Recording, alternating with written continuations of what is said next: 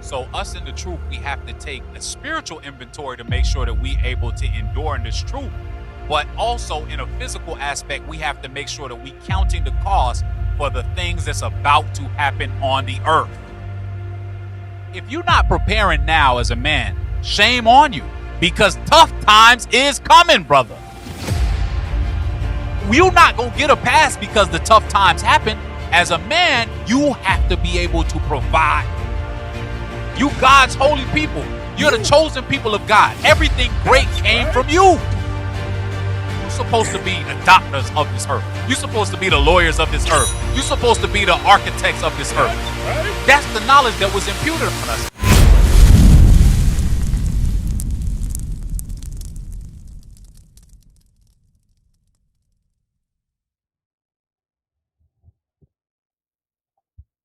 Hey, shalom. Most High in Christ bless. My name is Officer Phillip, and today I'm teaching a class called The Foolish Versions. All right, Foolish Versions. All right, so let's open up with our favorite scripture, Romans chapter 15 and verse 4. Romans chapter 15 and verse 4. Romans chapter 15 and verse 4. For whatsoever things were written aforetime were written for our learning, that we, through patience and comfort of the scriptures, might have hope. So that's the point, y'all. We got things that was written in times past so that we don't have to make the same mistakes of our forefathers. Men like Solomon, men like David, men like Joseph. All of their history is written in the Bible so that we can glean wisdom from it. We got an advantage that they did not have. We have their records. So with that information, we got to make sure we use it wisely. All right. So with that being said, pull up that first image I got. It should be a definition for the word foresight. Pull it up. Pull up that clip. And when it's up, you can read it.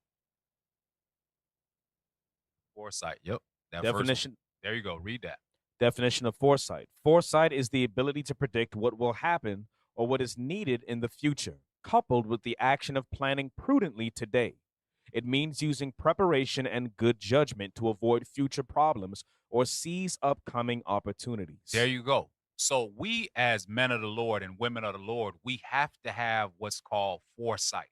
We know what is going to happen in the future because guess what?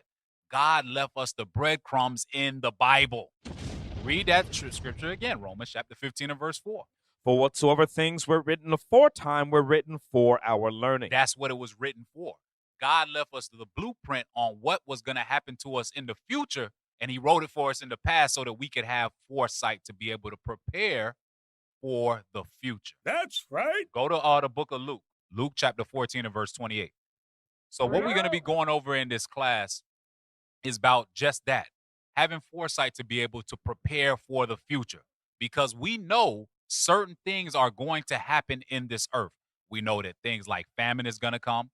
We know things like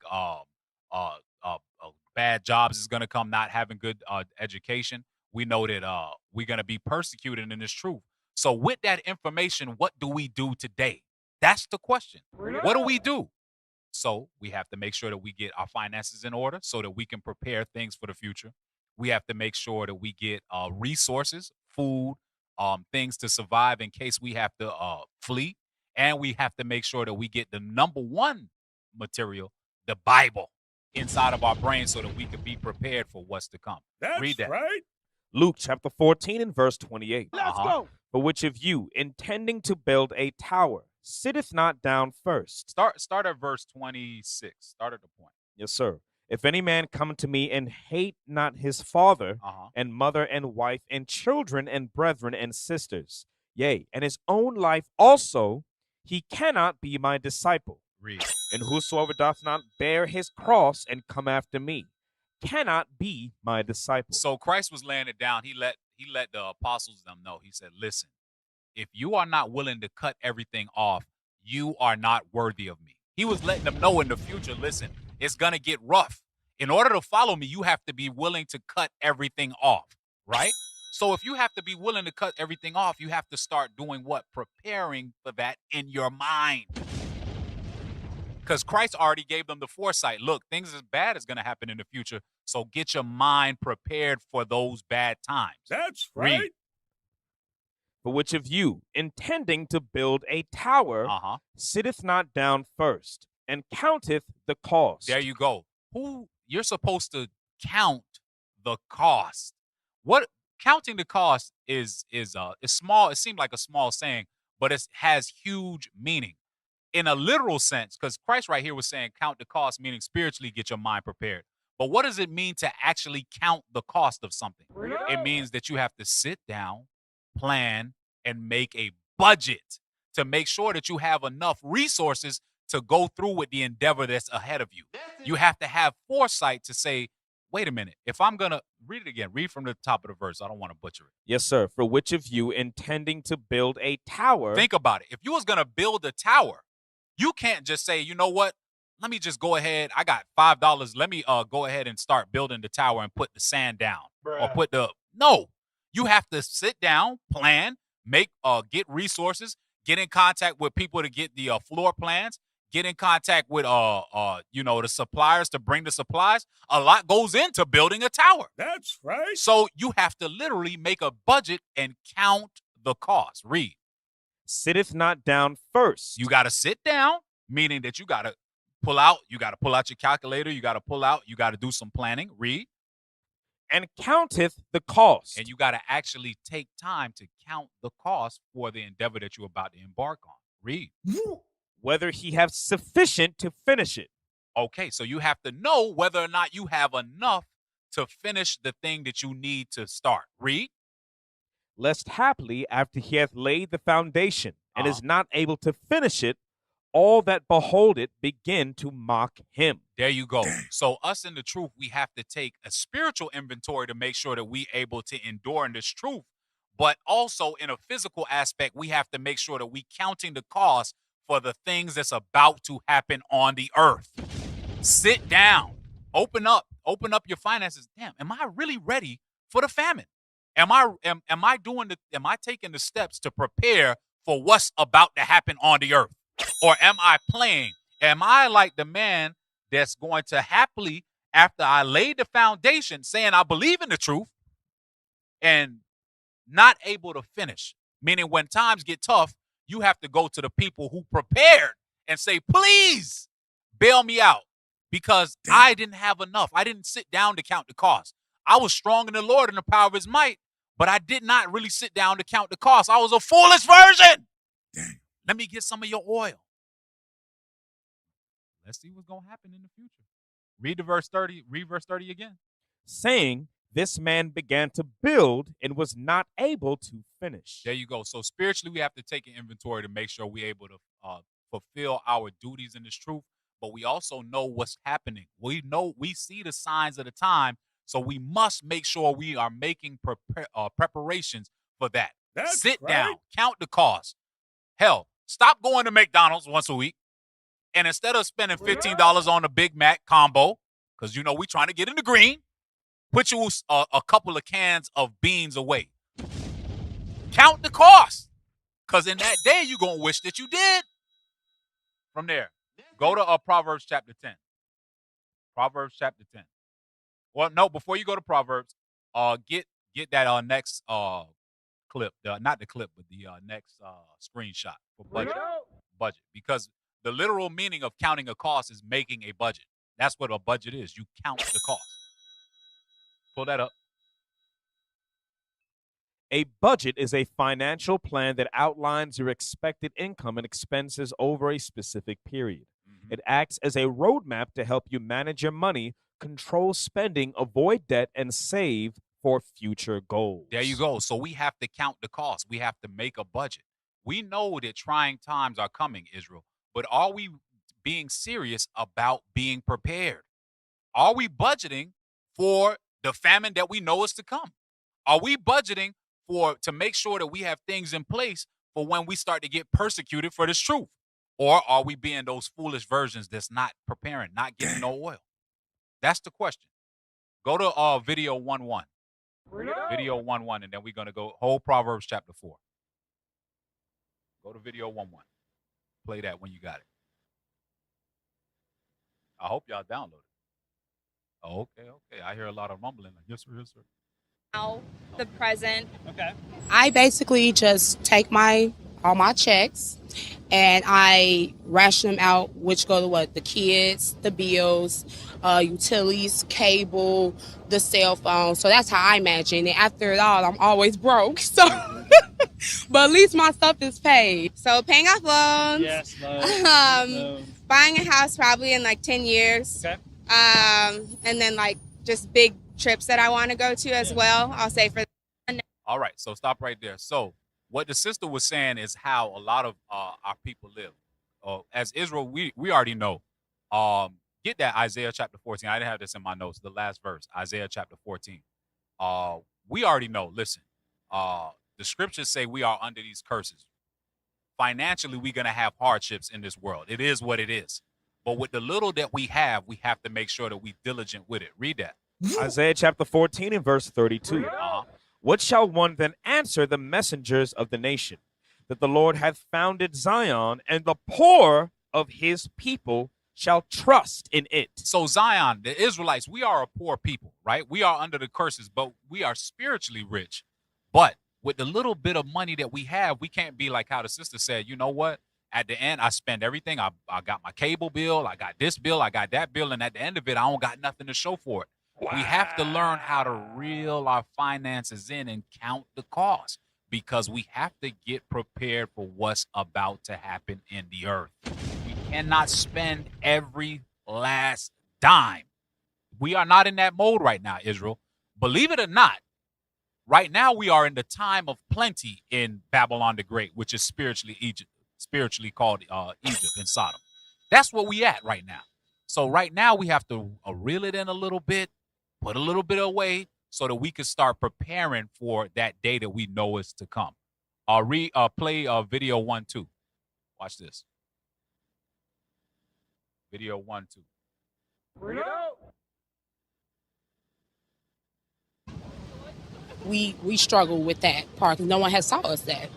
Well, I can only think that I always think back on, younger schooling, elementary through college, that there were all these subjects that were never taught that you should have been taught about, like how to buy a house. Yeah. How to plan for retirement is just as All right, so you can stop right there. So the question was asked to the sister and the brother, how are you managing your finances? And the sister gave an honest answer. She said, no one ever taught us. No one ever sat down and actually taught us how to manage our finances. Why? Because we came in here out of slavery. We didn't have access to finances.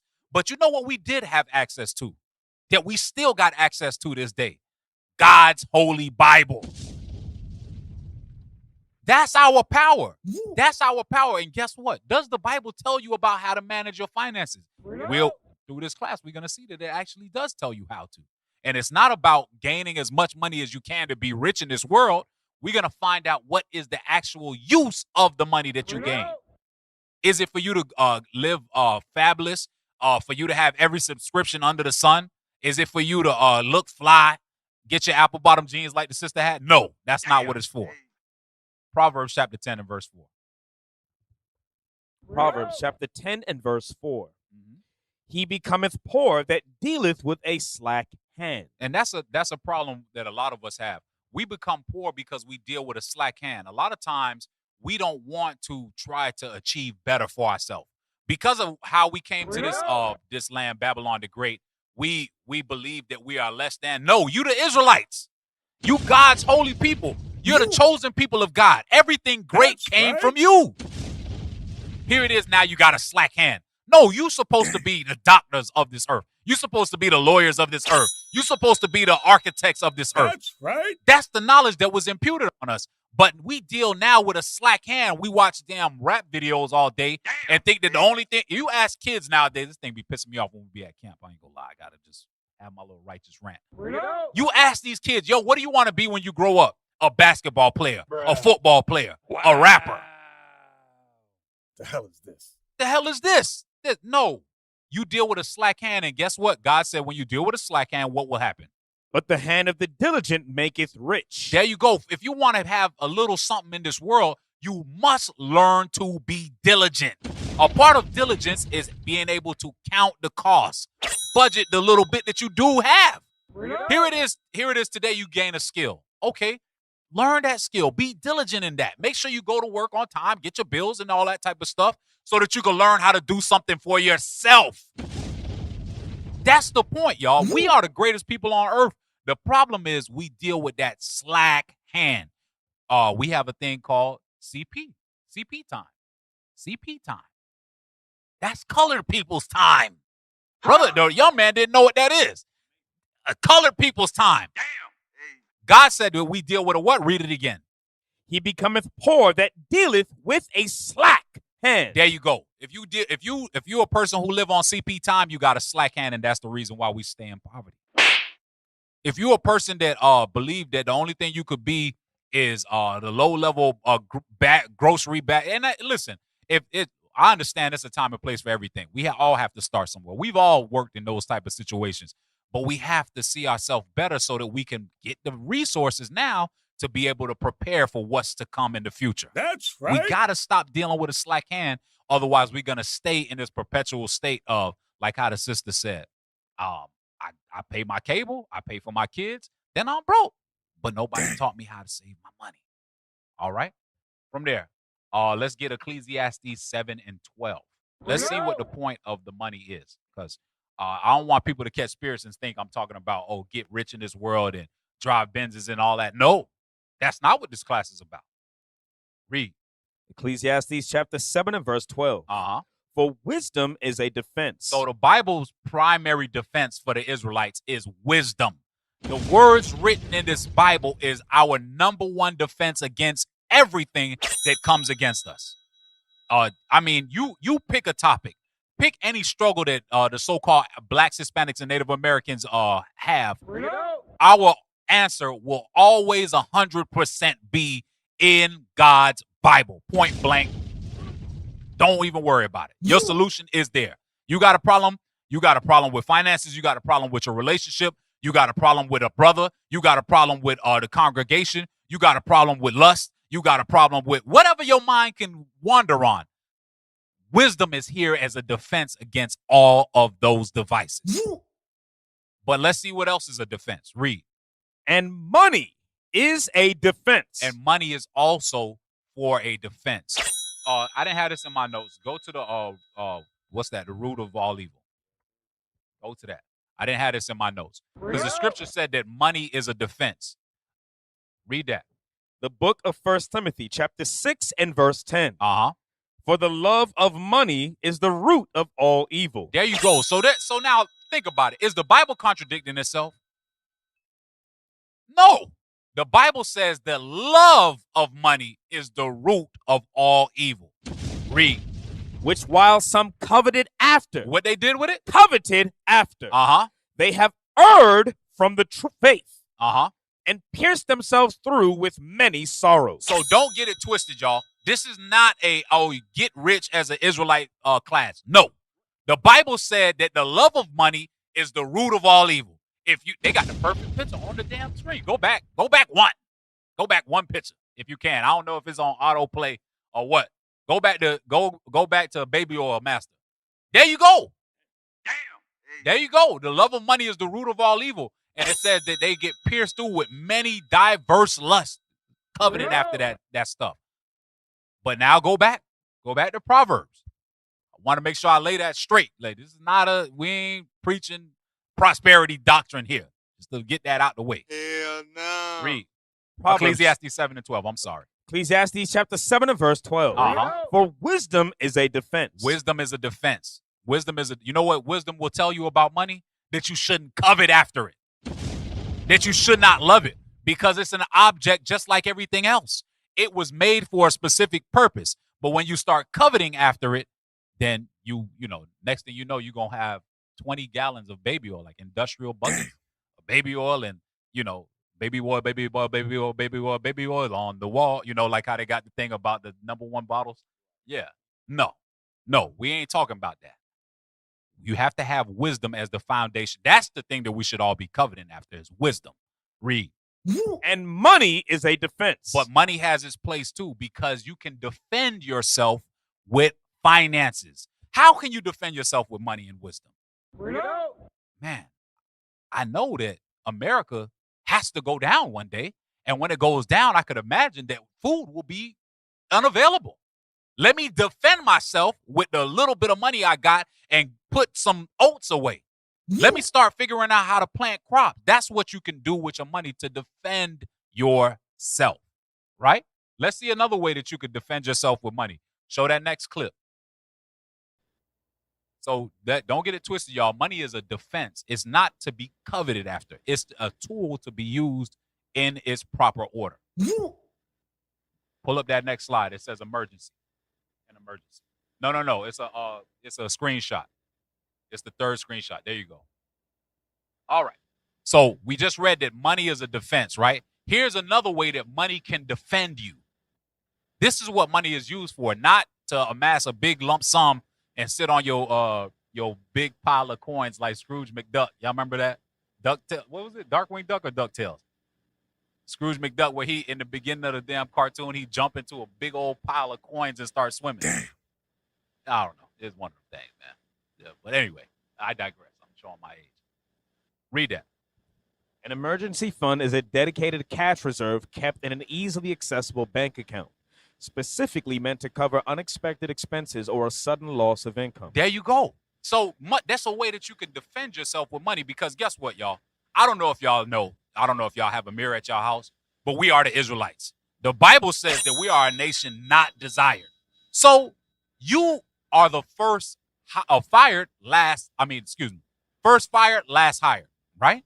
So you have to prepare for those things. Money is a defense. You would have wisdom to know, hey, I'm hated, so let me make sure that I don't spend every single dollar I got at Dutch Pot making Dutch Pot. And just so y'all know, Dutch Pot is a Jamaican restaurant, but it's owned by Moab. I just want to let y'all know that right now. Damn. So y'all making Moab rich.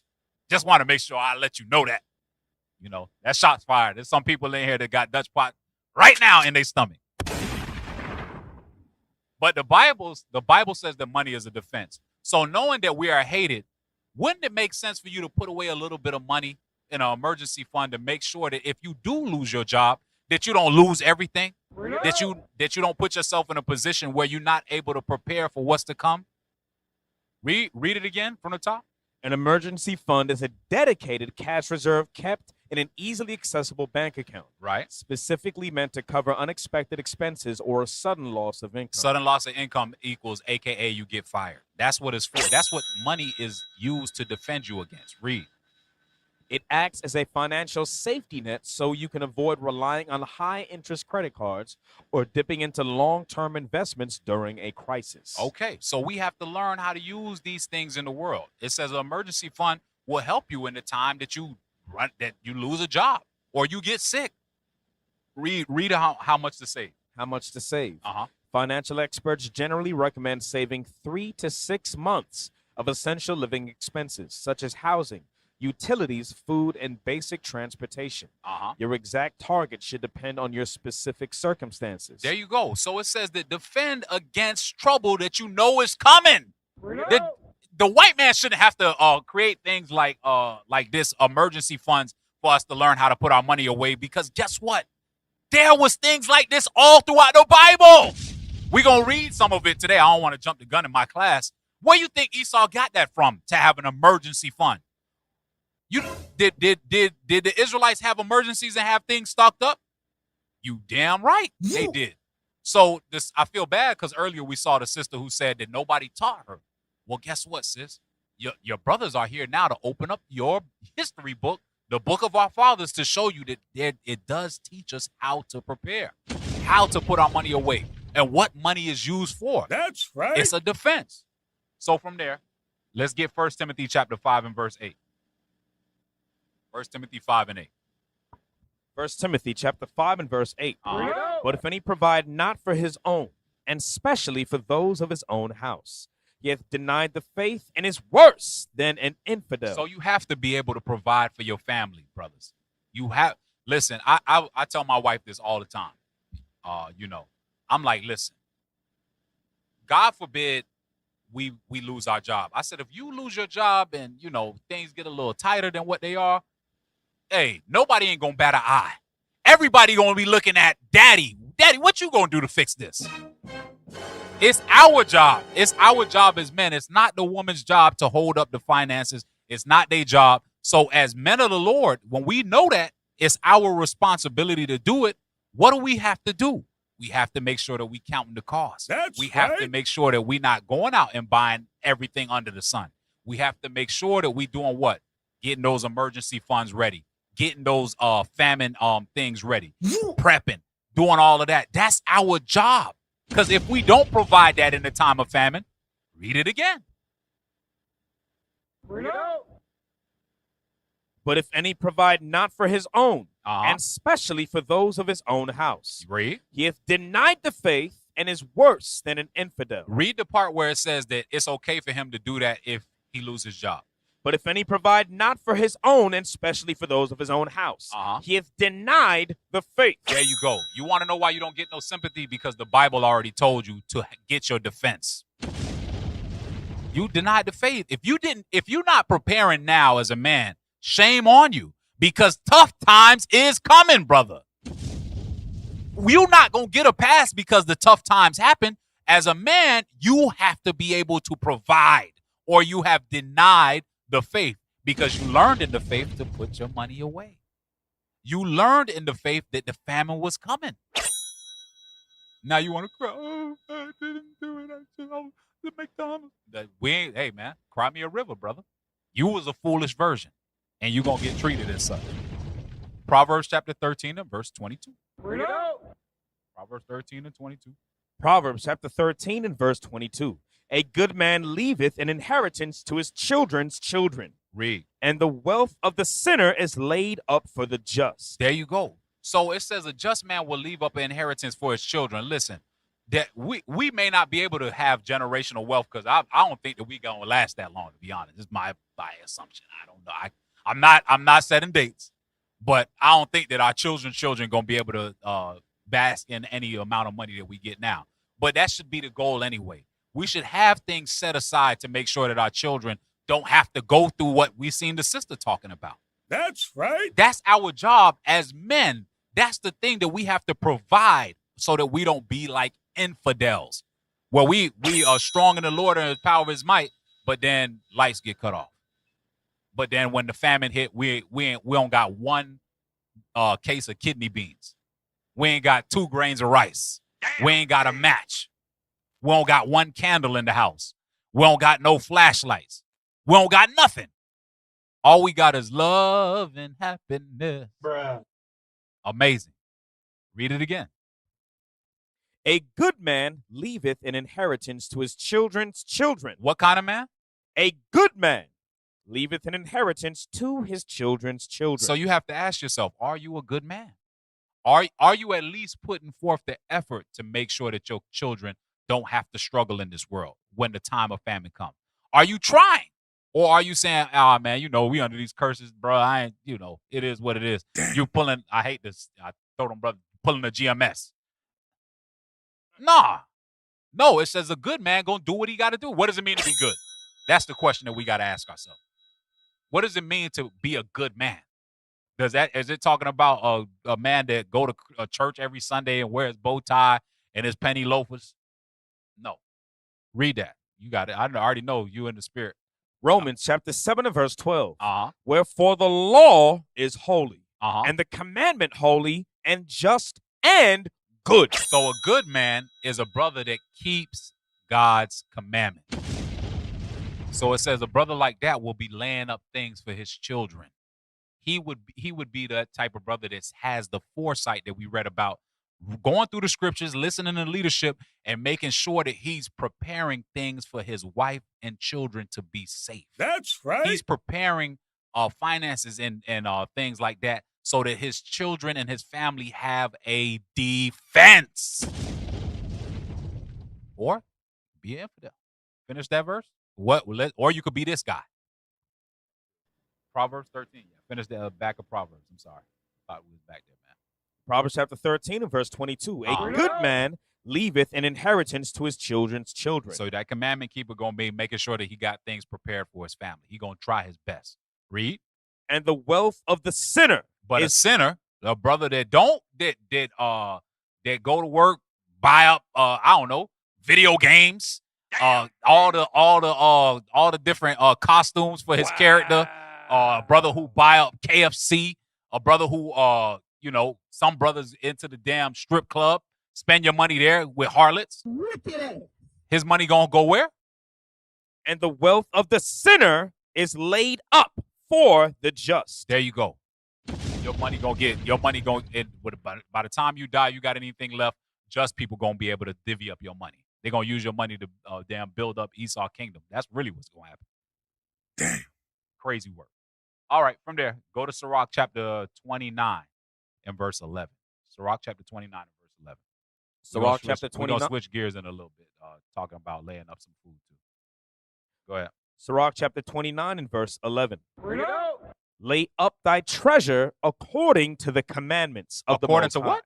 According to the commandments of the Most High. So the Bible says, lay up your treasure according to the commandments of the Most High. What does that mean? When did the Most High ever command us to lay up treasure? He going to explain what he's talking about in the next verse. Read. And it shall bring thee more profit than gold. Uh-huh. Shut up alms. Shut up what? Shut up alms. Read. In thy storehouses. There you go. That's another way that we use money as a defense, brothers.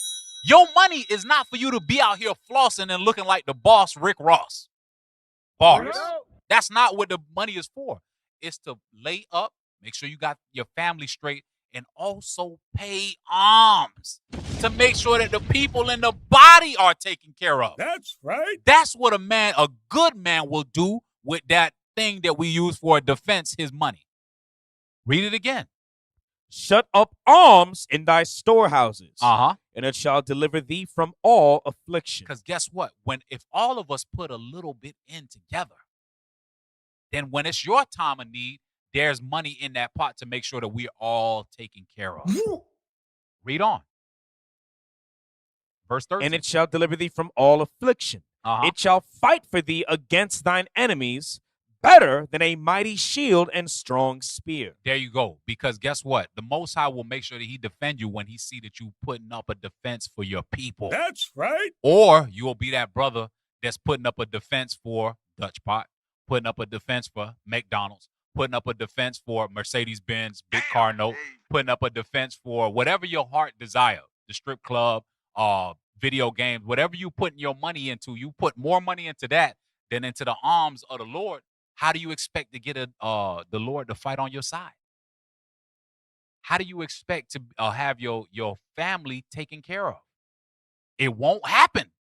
So we have to make sure that we are using our finances responsibly, making sure we're putting things aside for our family, and also make sure that we're taking care of the body with those finances. All right? From there, Proverbs chapter 23, verse 21. Proverbs 23, verse 21. Proverbs chapter 23 and verse 21. Uh-huh. For the drunkard and the glutton shall come to poverty. And here's some more ways where the sinner will never be able to have money.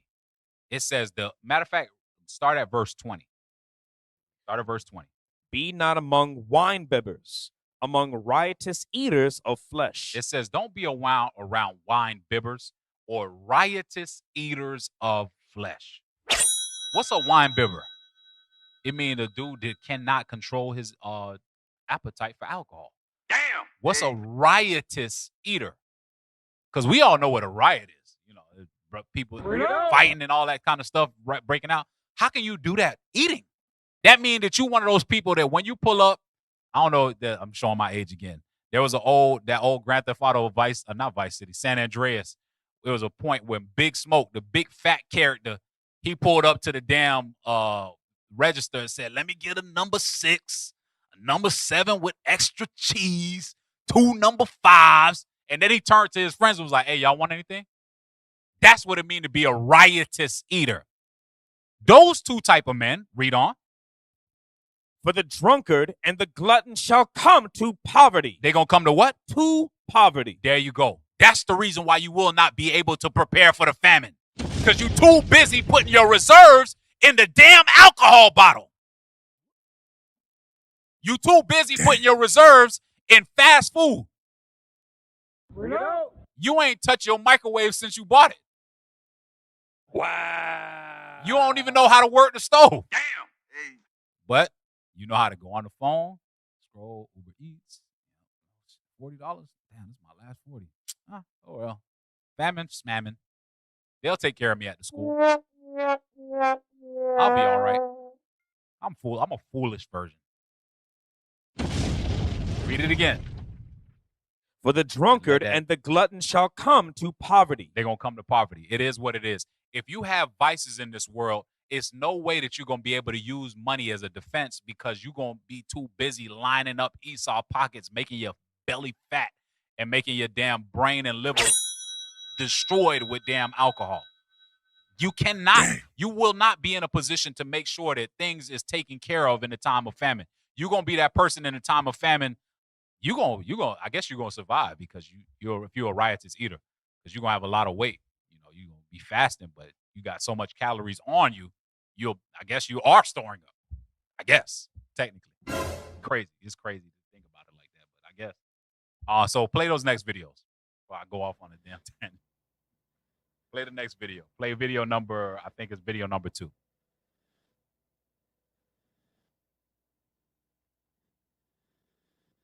Walk around with anybody for a day and show you that they're wasting 15% of their money, sometimes 20. Stupid stuff. You know, you go to work, you spend $15 on a sandwich. What are you, an idiot? It costs you 99 cents to make a sandwich at home and bring it with you. Bring your own water if you have to, or your own drink, or bring your own coffee mug. You start to add that up every day, it's a ton of money. Most people, particularly working in metropolitan cities that are just starting out on their job, making their first $60,000, piss away about $15,000 a year on stupid stuff. I can walk. Stop right there. You got to think about that. A lot of people, this Edomite, he got a lot of flack for this. And I mean, the internet was on fire saying, oh, how could this dude, this rich, be telling us? But you totally missed the point. He said, here it is. You make $60K and you spent 20 on freaking food. Damn. Hey. That don't make, bro, you talking about a third. Even during the time of the Levitical priests, you only had to give a 10th. With Esau, you giving 20, 40% to Mickey D's? Amazing. And guess what? That's why we get made fun of as Israelites. That's why they say that we love watermelon and all that type of stuff. We love fried chicken because we make them rich with our damn appetite. We make these nations rich because we cannot control our lusts. Point blank period. I'm going to just say it straight. And then we wonder why we can't get ahead is because we freaking eating up the reserve that's supposed to be for the time of famine. Damn. Hey. You giving your whole damn check right back. I remember we was traveling to, I think we was in Grenada. And we went to the place where they make the damn sugarcane whiskey. And the lady was telling us, man, the dudes who work here, as soon as we pay them, they give us all the money we paid them right back and buy alcohol. To the point where she got to loan them they check. Wow. And then we got the nerve to sit around and talk about, we want equality. Bro, you eating your equality. You drinking your equality. Play the next video before I go off. I'm about to go off, man. I'm about to go off. Y'all got to reel me back in, man. I don't want to be. Hold on. Stop. Pause it. Read what it say. Be responsible. Don't drink your money away. So this was a meme. You know, the reason why, they have a saying in the world. They says that art imitates life and art imitates art. A lot of time when our people make these comedies and things like that, it's because that's how we really are. The thing says be responsible and don't drink your money away. Let's see what our response is to that. I don't want to be. I want to spend my life savings on this. I want to abandon all financial responsibility and dump it in here. I don't. That's it. That's what we don't verbally say that out loud, right? We don't really say that out loud. We don't really say, hey, look, I don't want to prepare for the famine because I really want to drink. I don't want to prepare for the famine because I love KFC. We don't say that out our mouth, but our actions show that's exactly what's in our heart. That's where we at, y'all. So here it is now. I pray that if you're a brother or sister that don't got nothing saved up, but you went to Chick-fil-A this week, I pray that your heart is on fire. Cut! You can put the cut sound again. Do it 3 times back to back. Just slice the fat right off of you. Playing damn game. Play the next video. The hell is this? Going off, man. Y'all real People are now paying for DoorDash with installment loans. This is the hell we're in. He fat. Hey, pause it. I hear the brothers in the back saying he fat. Yeah, he an expert. He an expert. He gonna tell he fat, but guess what? A lot of brothers deal with exactly what he deal with. He's fat, so he could tell you he's an expert. He could tell you because he's dealing with it. It's like Bishop Yawasop always play that one brother who was a damn crackhead, crack addict, functional. He was an expert to be able to tell you about the damn crack. So here go your friend and mine, a friendly neighborhood fat white man. Now let's see what he got to say about how he's talking about all of America, but our people especially got this damn fever on them. Play it. People are now paying for DoorDash with installment loans. This is the hell we're in. He said, pause it. He said people paying for DoorDash with installment loans. Boy, ain't no way, boy. So y'all, just in case y'all don't understand installment loans, that means that you borrowing money to buy KFC. God damn. Pay in 4 for a 4-piece. What? Y'all think that there ain't people in Israel that's doing that? Play. Damn. Fatty Bunbatis cannot afford a crunch wrap. They are literally putting it on layaway. He said you're putting a damn crunch wrap on layaway. That's how Israel, I'm telling you right now, I guarantee you there's somebody in the body right now doing that right now. And then if you go to their crib and ask them, let me see your pantry for a time of famine, they be like, I haven't started yet. I thought that we had some time. Wow. Now that you mentioned it, as soon as I finish paying off my crunch wrap loan, I'll get to it. Play. Charge it. Fuck it. Go back. People that go, why'd you go bankrupt? You go DoorDash. I owe $80,000 to DoorDash. Amazing. Think about being broke and cooking, how depressing that is. Think about being poor and in your kitchen with the thing like this, with the pan. Stop. You can stop it right there. See, he making fun of it. He probably got the same syndrome, but I'm telling you, Israel, we are like that. We wax fat here in Babylon the Great. We believe, for real, I'm gonna just make it plain. Israel, we really believe that Babylon will not fail. We love Babylon. Damn. We love the delicacies of Babylon. And because we believe that Babylon will not fail, guess what we do? We fail to do. We fail to prepare. We fail to build up our defenses because we could get the crunch wrap on a $4 payment installment loan. Damn. Hey. We think we're going to always be able to do that, y'all. A time is coming when that stuff is going to be a thing of the past. Message. And what you going to do when you crack open the pantry and it's nothing in there? You ain't going to be able to get a installment loan no more. It's Hell over. no. All right. From there, go to Sirach 25 and 3. And then get the next video queued up, video number 5. The book of Sirach, chapter 25 and verse 3. If thou hast gathered nothing in thy youth, how canst thou find anything in thine age? So it said if you don't gather anything in your youth. Right now, some of us are somewhat younger, some of us are older, but in your youth, you at the zenith of your life, you at the pinnacle of your life, you in your strength. Now is the time for you to have that drive to be able to prepare for the future.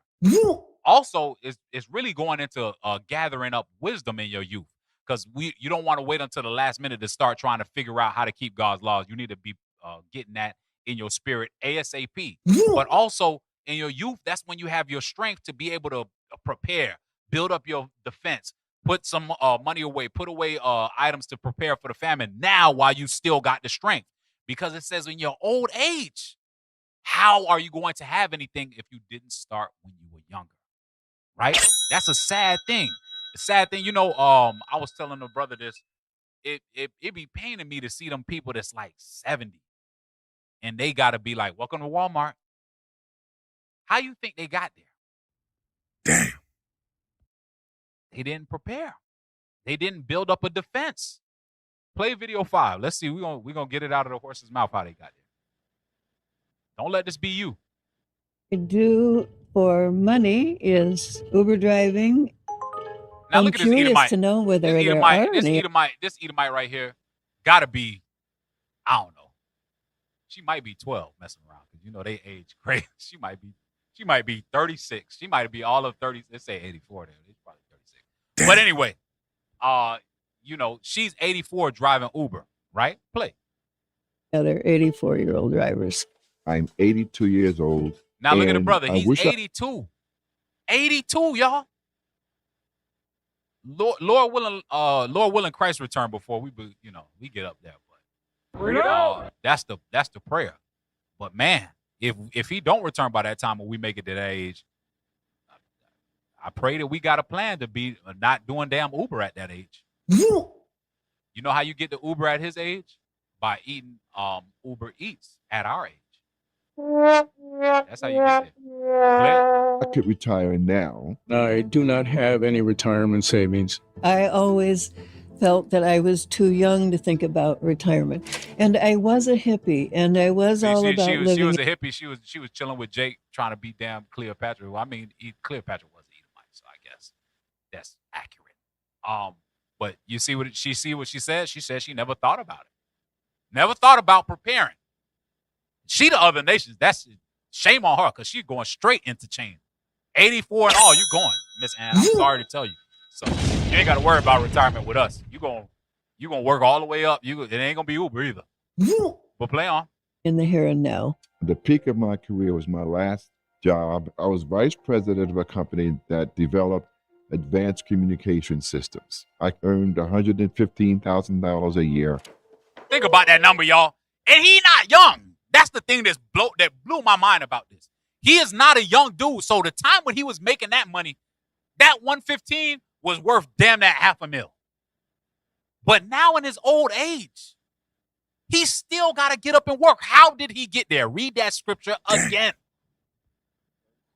Verse 3, if thou hast gathered nothing in thy youth, how canst thou find anything in thine age? If you ain't doing nothing while you got strength now, you're cooked when you get into your old age. You're cooked. Finish the video out real quick. I think we only going like to the halfway mark. Play it. Question is, what went wrong? I got laid off, I think, 2 times in my career, and it took me a while to find other employment. So I would draw from that 401k money to support ourselves. Thank you. Turn on more light? Oh, he doesn't need it. In the early 90s, there was a stock market crash. I didn't know what I was doing. I panicked, so I sold all of my stock. I might have a degree in mathematics, but it doesn't mean I'm financially literate. I had to learn the hard way. Had I not been in a situation where I had to use my 401k money, I'd probably have maybe more than $1 million whose interest I could then live on. Pause it right there. The dude said, if I would have not taken out of the 401k, if he would have had some type of emergency fund to ride out that wave, he would not have to work. Now he would have been a millionaire. But the lack of preparation will have us like this. What are you remember, I opened up this thing by talking about having foresight. You have to be able to envision what the future will look like. But when you do not think about it, you get the outcomes that just come with not preparing. You get nothing. That's what you get. So, are we going to be like the children of darkness? Or are we going to use the wisdom that the scripture said and actually do something to prepare for the future? All right. From there, let's go to Matthew chapter 25 and verse 13. We're going to switch gears a little bit while we still got a little bit of time. Matthew chapter 25 and verse 1, actually. Matthew chapter 25 and verse 1. Then shall the kingdom of heaven be likened unto 10 virgins, which took their lamps and went forth to meet the bridegroom. And 5 of them were wise, and 5 were foolish. So these virgins, 5 of them were wise, and 5 were foolish. We're going to see what the differentiator was to make 5 wise and 5 foolish. Read. They that were foolish took their lamps Uh-huh. and took no oil with them. They did what? Took no oil with them. They didn't prepare. That's what made them foolish. They wasn't foolish because they didn't know math, because there's a lot of mathematicians that's fool. The brother said that, hey, I got a degree in finances, but hey, man, I dropped the ball. Damn. Hey. These versions were foolish because they did not prepare. Are you foolish? Are you preparing? If you look and you go into wherever your pantry is at your house, can you survive a week? Can you survive an hour? Damn. Are you foolish? That's the question you got to ask. Read on. But the wise took oil in their vessels with their lamps. The wise versions prepared. They said, you know what? I don't know what's going to happen, but let me make sure I got my oil, because I got wisdom. I know at any moment I may need my oil. But the fool said, you know what? Oil, schmoil. Damn. I'll let the oil worry about itself. Let's finish. Let's keep on reading. Let's see what happened with these versions. While the bridegroom tarried, they all slumbered and slept. Uh-huh. And at midnight there was a cry made, Behold, the bridegroom cometh. Go ye out to meet him. So now the bridegroom came while they was asleep, right? Remember, 5 fools, they ain't had no oil, but the wise ones, they had it. They was ready. They was prepared. They had foresight to know, even though I'm going to go to sleep. You know when you go to sleep? You go to sleep when everything is calm. You go to sleep when everything is good. That's the time we at now. We at the time that it's okay to sleep right now. It's the time, even though you in those good times when it's peaceful enough to sleep, you have to still be prepared. Read. Then all those virgins arose and trimmed their lamps. Uh-huh. And the foolish said unto the wise, Give us of your oil, for our lamps are gone out. They said, listen, y'all wise sisters, we don't got no oil in here. Let me get some of that oil. You know what it's going to be? It's going to be grown men with whole families like, hey, leadership, let me get some of that food. Please. My stomach touching my back. My babies. You was a foolish version. Go ahead. That was perfect music, man. That brother on point. Go ahead. Read on. But the wise answered, saying, This is what the wise going to answer and say in that day. Not so, lest there be not enough for us and you. They're going to say, man, how the hell we going to feed your family? We prepared for ours. We wasn't like the infidels. We made sure that we was going to prepare for our house. How dare now you become my child? The hell is this? It won't be enough for all of us. Read. But go ye rather to them that sell. Go to Walmart. Go see if the DoorDash still doing those paying for us. Go see if you could go get some of that, because that's where you were spending your money. I saw you. Every time I saw you, you had a Dutch plate pot in your lap. I seen it. You had the oxtail, 9-piece oxtail with extra curry, with the extra plantains, and the big old soda, the big old cola champagne soda. Damn. That was $25 and you made $10 an hour. I saw you. Now I gotta feed you. Read that verse again. But the wise answered, saying, Not so, lest there be not enough for us and you. There you go. It said, listen, you had time to prepare just like we did. You had time. So what you doing with your time? You gonna keep on playing? You gonna keep on buying Fortnite season passes? You gonna keep on playing? You gonna keep on getting the 4 for 4s at Wendy's? I don't know if they still got. They used to have that when I was younger. See, he said they got the biggie bag. That's where his money go. He get the biggie bag. You gonna keep getting the biggie bag? What you gonna do? Read. But go stop at verse 13. But go ye rather to them that sell and buy for yourselves. And while they went to buy, the bridegroom came. And they that were ready went in with him to the marriage, and the door was shut. The door was what? Was shut. There you go. So how could you really be mad when the brother who prepared shut the door? Hell no. You had the same time he had. You had the same warning he had. You had the same job he had. Read. Afterward came also the other virgins, saying, Lord, Lord, open to us. Uh-huh.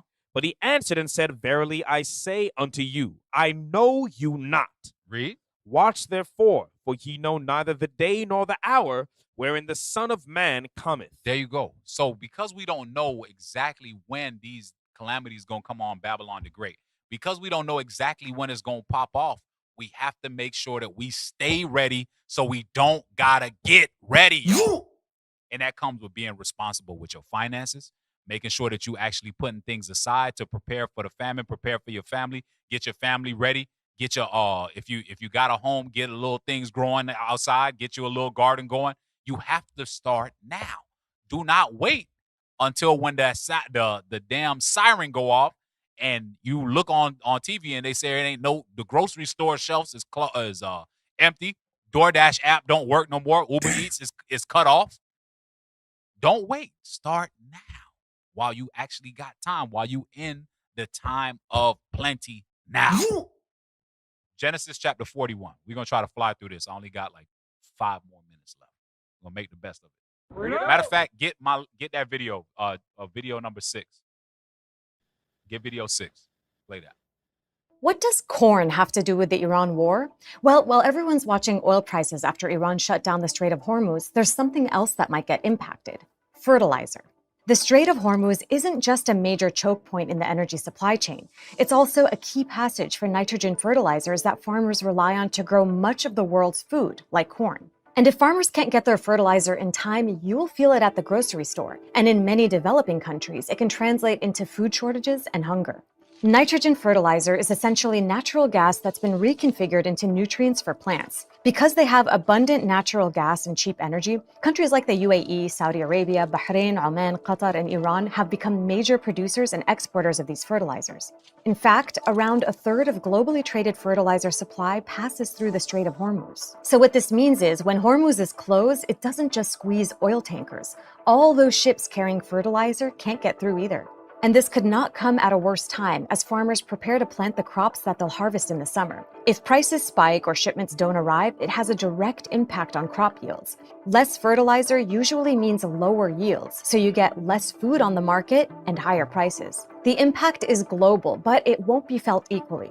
The effects will be most devastating for farmers in low-income countries, particularly in East Africa and South Asia, that do not keep large fertilizer stocks. For these countries, further disruptions to crop harvest can translate into severe food shortages. In Kenya, fertilizer costs have All right, already... you can stop right there. So I just had to bring it up to current events to let y'all know that this thing is closer than what y'all think. Right now, that they trying to work out a deal with the Strait of Hormuz or whatever. But that the Most High is just giving us those warning signs to show, bro, this thing could pop off at any time. It could pop off. Think about it. Those of y'all that like chicken nuggets, guess what? Chicken nuggets is made out of chickens, and they feed chickens with corn. We just read that. The corn about to be gone. So your 10-piece nugget is over with. That's it. We got to make sure that we preparing the same way our forefathers did because they knew that these times was coming. Genesis chapter 41. Genesis chapter 41, read verse 33 to 36 real quick. Genesis chapter 41 and verse 33. Uh-huh. Now therefore let Pharaoh look out a man discreet and wise, and set him over the land of Egypt. Let Pharaoh do this, and let him appoint officers over the land, and take up the... Let me just dress it up a little bit real quick. Just for time's sake, I'm going to explain what's going on. So, the Pharaoh had a dream, and the dream was interpreted by our forefather Joseph.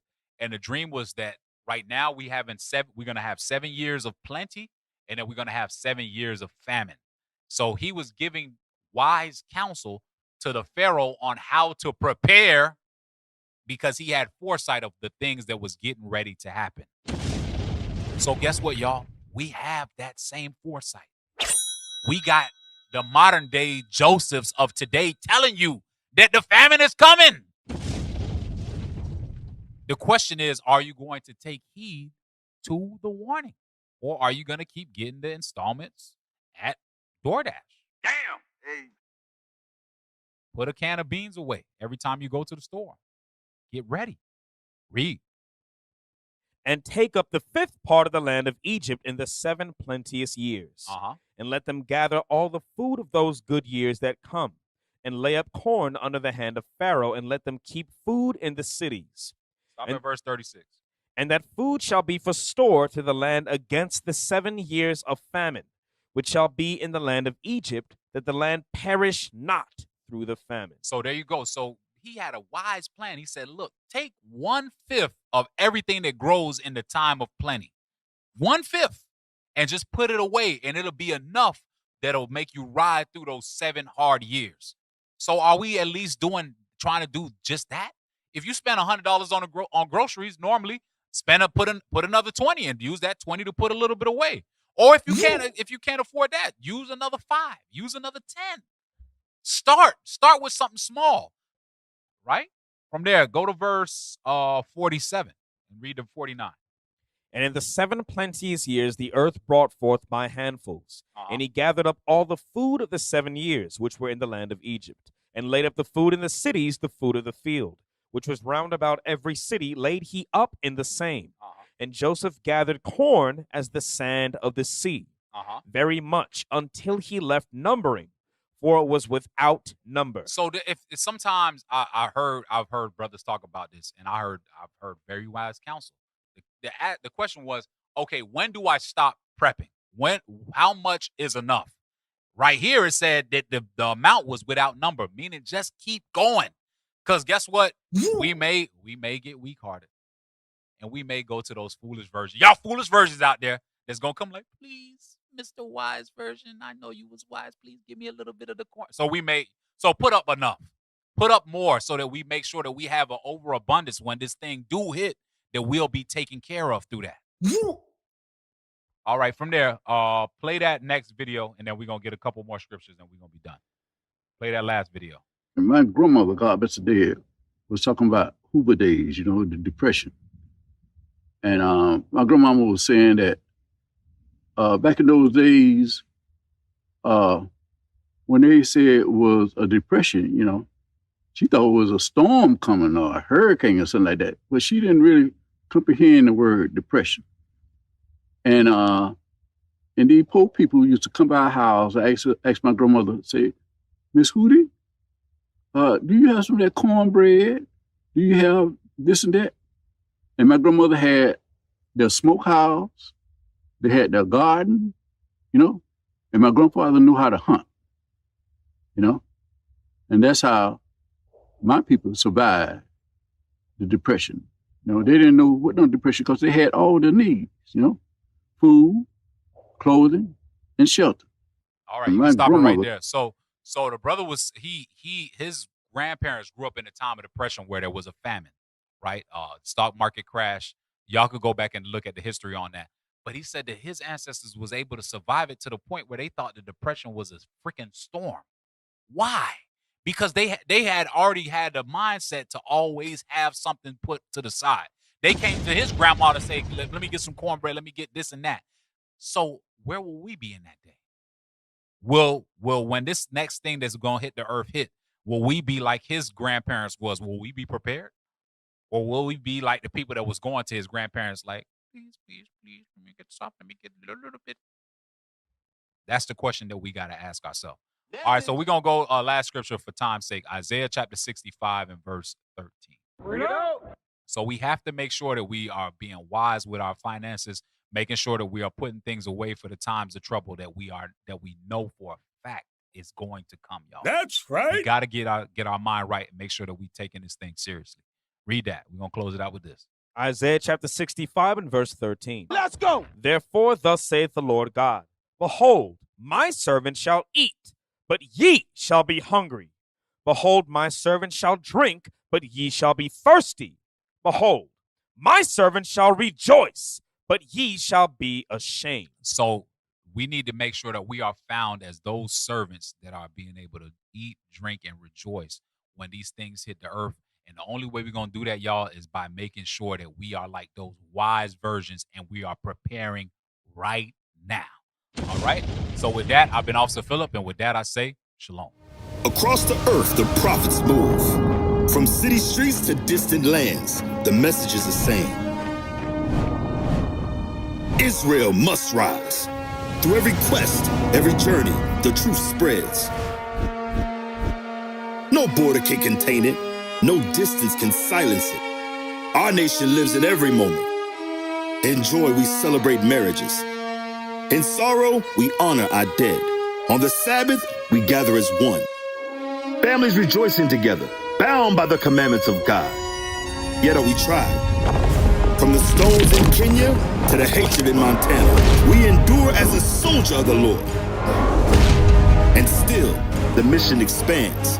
On the airwaves, on the screens, in every nation under heaven, Israel's voice is heard. We build our communities. We raise our children in royalty. We restore what was broken. We clean what was defiled. We show the world who we are.